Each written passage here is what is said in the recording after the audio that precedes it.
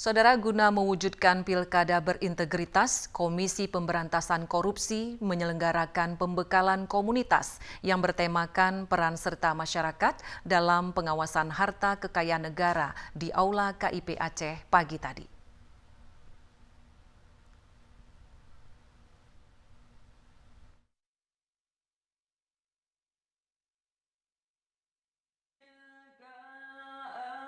Pembekalan tersebut diadakan sebagai bentuk dukungan KPK untuk menciptakan pemilihan kepala daerah 2018 yang berani, jujur, hebat, dan politik cerdas berintegritas.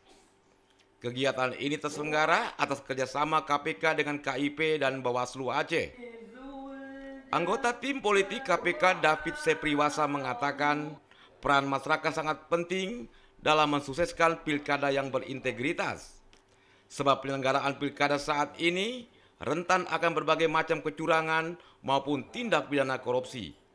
Masyarakat nantinya sangat berperan besar dalam menentukan apakah kepala daerah yang dipilihnya punya kapasitas, kapabilitas, dan integritas. Apakah penyelenggaraannya seperti KIP dan Bawaslu bisa menjalankan tugas tanpa terkena kasus korupsi.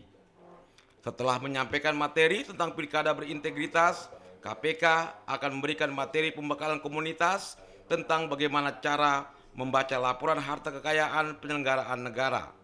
Sedangkan KIP Aceh menyampaikan partisipasi komunitas dan LSM dalam pengawasan pesta demokrasi. Dalam pilkada berintegritas memang ada 3 aspek. Yang pertama adalah terkait calon kepala daerah yang berintegritas. Kita perlu pahami bahwa dalam kontestasi pilkada ada calon yang memang harus mempunyai kapasitas dan kapabilitas dan tentu harus punya integritas. Yang kedua adalah penyelenggara yang berintegritas.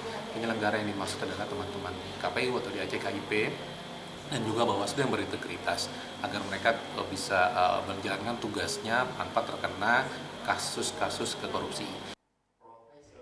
Masyarakat diminta agar kritis memberikan informasi kepada KPK, KIP Aceh, dan Bawaslu terkait segala potensi kecurangan sekaligus berpartisipasi aktif dalam pilkada.